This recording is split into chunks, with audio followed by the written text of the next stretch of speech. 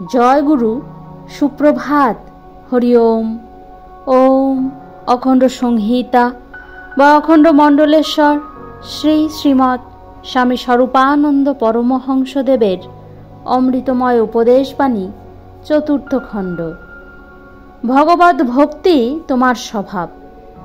সমগ্র জগৎ একদিন কোটি কোটি ভক্তে পূর্ণ হয়ে যাবে, এটা অলস কল্পনা নয়, বরং এটাই একান্ত স্বাভাবিক।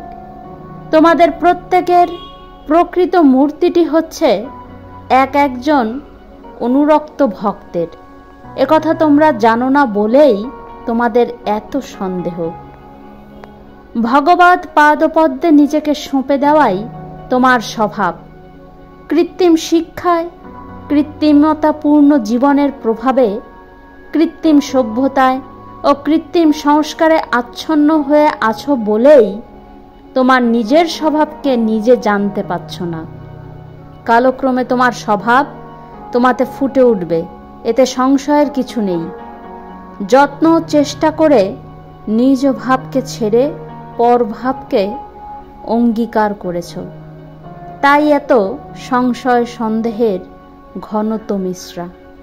নামকে আশ্রয় করো, নামে ডোবো, নামে মজো।